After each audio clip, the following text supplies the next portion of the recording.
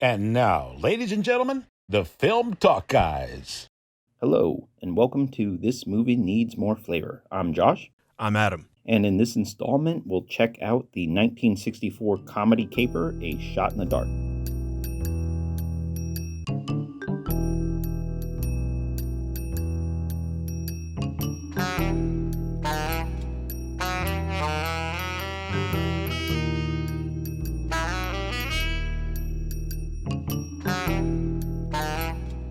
Directed by Blake Edwards, it stars Peter Sellers as the often inept Inspector Clouseau of the French Sûreté. The second installment in the Pink Panthers franchise, A Shot in the Dark, is the only title to not carry the Pink Panther name and the first film to feature recurring characters Kato and Commissioner Dreyfus. Clouseau is tasked with the seemingly open and shut murder investigation of Miguel Ostas, late head chauffeur to the billionaire Ballon household and the lover of third maid Maria Gambrelli, played by Elke Summer. Convinced of Miss Gambrelli's innocence, mostly due to infatuation rather than investigation, Clouseau releases Maria only for the murders to continue. Each time the evidence points to Maria, she's arrested, charged, then subsequently let go by, of course, Clouseau. He continues to compromise the case, leading to the commissioner's overall breakdown and consequent attempts on Clouseau's life, as his case culminates in a confrontation between Clouseau, the true killers, and the now completely unhinged Commissioner Dreyfus. So let's get on with Adam's take on A Shot in the Dark.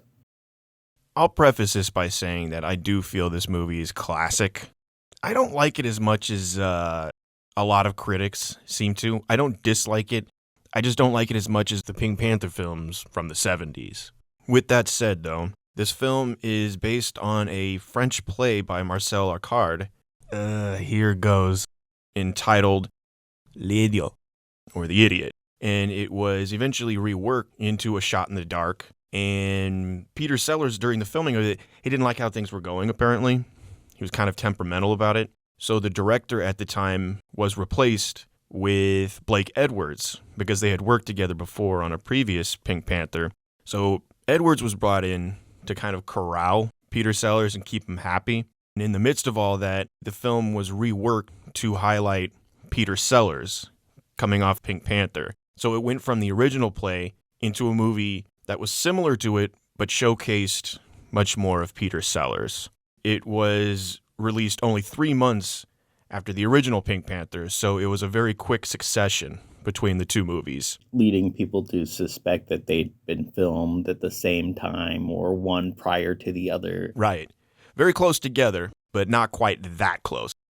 The screenplay was in part rewritten by William Peter Blatty, who is the writer for The Exorcist from 1973. And how you go from The Exorcist to A Shot in the Dark, I will never know. I always like to imagine that the darker elements of this were written by William Peter Blatty, but, no evidence of that.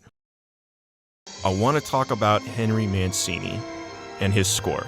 He has a particular sound, just like John Williams. His music is always a delight to listen to. And I don't use that word, but for his music, I will, because there's something very sprightly and dreamlike almost about his music.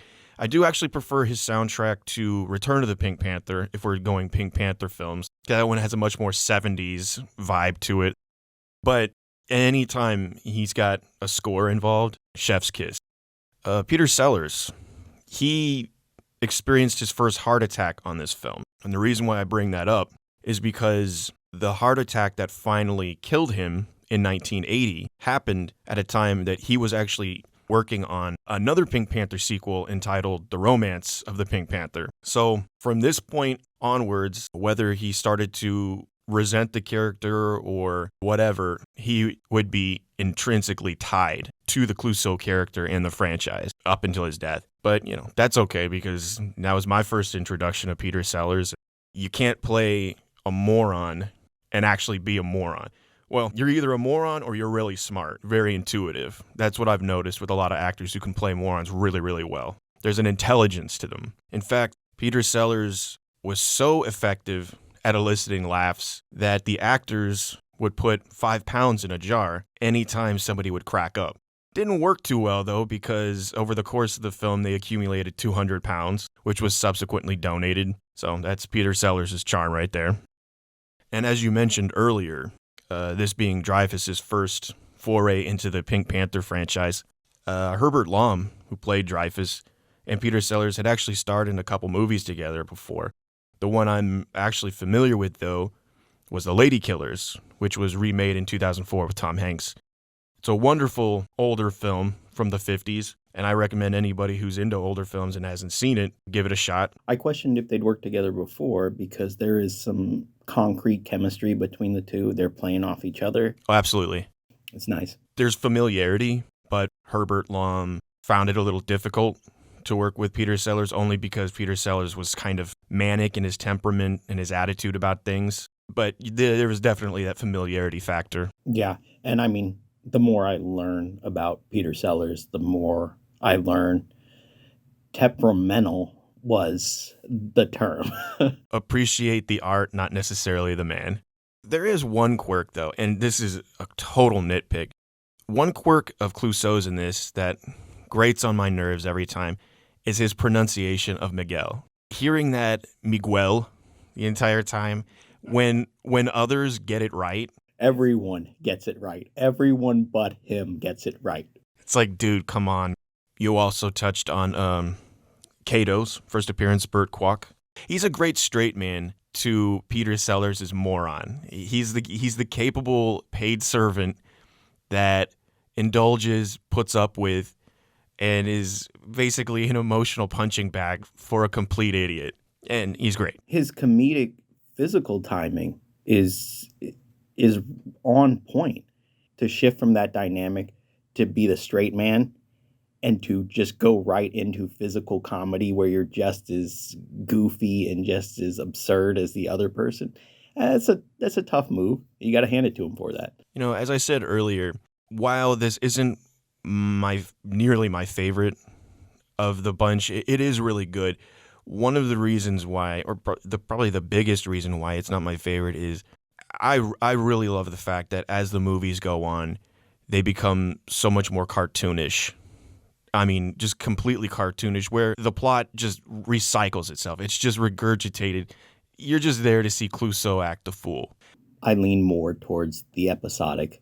I lean more towards those things that I can key in on. And Pink Panther, the franchise in general, has those things that are always going to be there. It's like the older Bond films. It's always the same thing with a different package. There are a few alterations here or there, but it's reliable. You know what's going to happen. He's going to get into a scrape. He'll get out of it. He'll be fine. Rinse and repeat. Absolutely. And now that I think about it, Burt Kwok was actually in a couple of those Bond movies as a random villain. Okay, well, there's a connection right there. Didn't even mean to. And I suppose I'll leave it with this.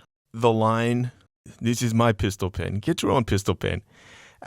I love it, man. It's his petty nature. It's great. Well, first things first, I would like to talk about the open and just how much I love it. It's mainly 2 tracking shots, and the camera just kind of slowly scans around, and it's moving just as furtively and just as slyly as all the characters.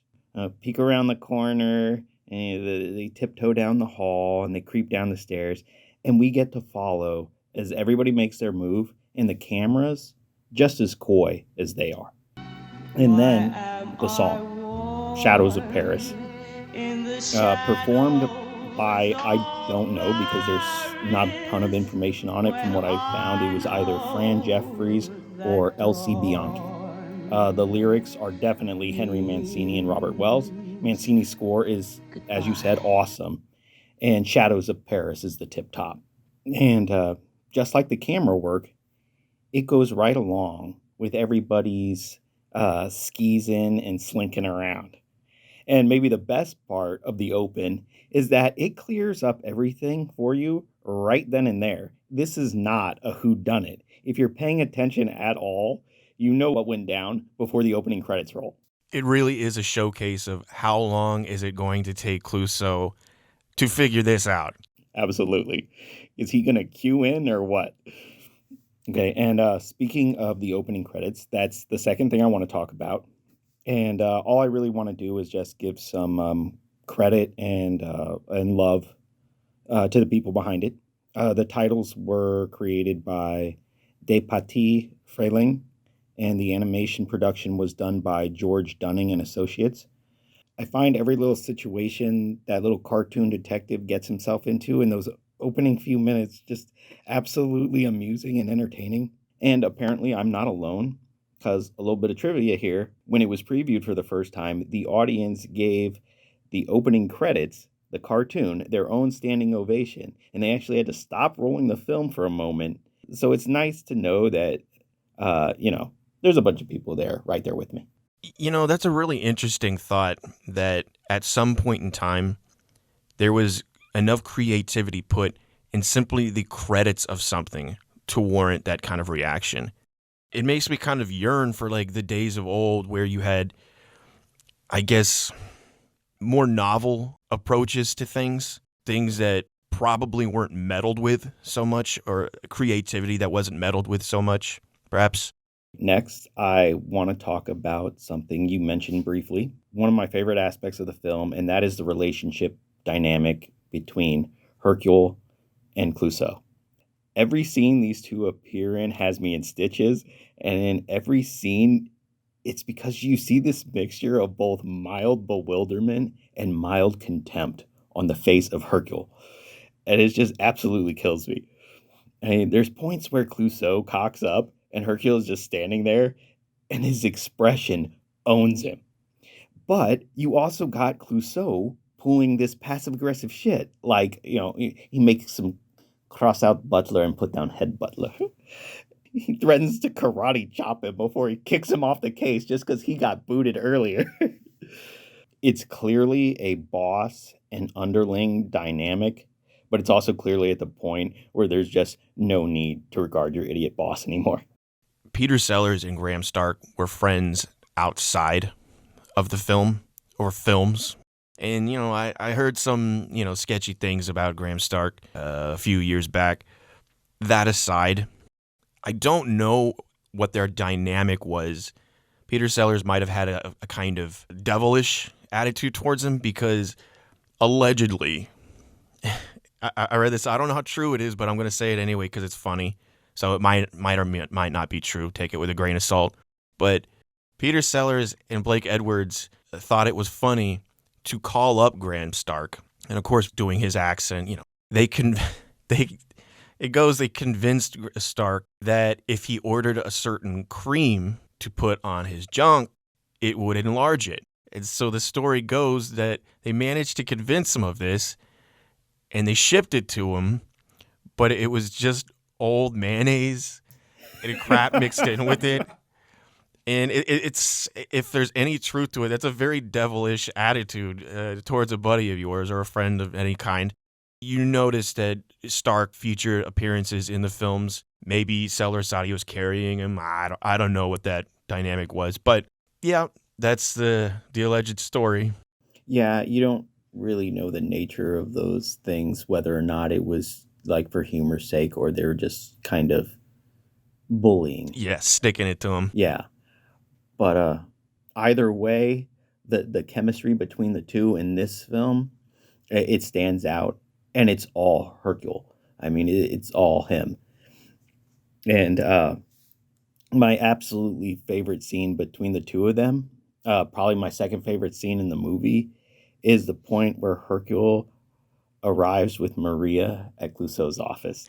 The entire bit where Clouseau keeps failing to spot them is classic, but what I find priceless is the look. Again, the look on Hercule's face when he's standing in the hall. Clouseau's flailing around. He's looking in the hallway. He's checking the staircase. He checks his office again, and all the while, Hercule's just slowly maneuvering around him like, this dumb son of a bitch doesn't see me, does he?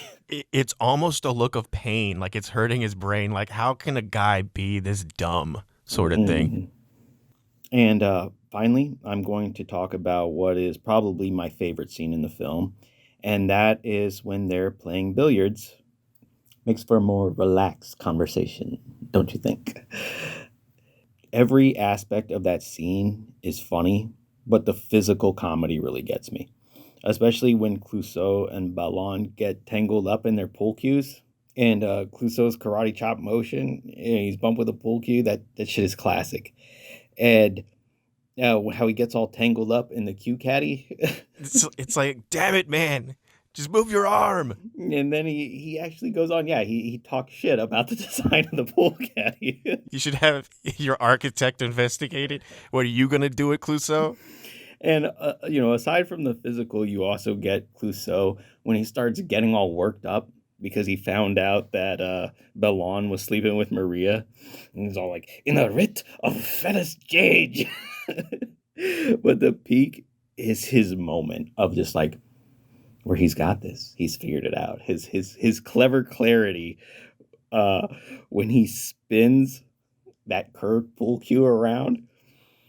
And he just proceeds to rip the shit out of that man's felt table. It's like, I'm dreadfully sorry, Mr. Bellon. I appear to have grazed your table. It's like, grazed, bro, grazed. So yes, that definitely is my favorite scene, but damn near every scene in this film is a testament to not only physical comedy, but clever wit. Music by Ross Dominus. If you enjoyed what you heard, you could always like, share, comment, subscribe, turn on notifications, and follow us on Instagram. Our info is in the bio. And as always, I want to thank you for listening to us sprinkle a little seasoning on A Shot in the Dark. Take care.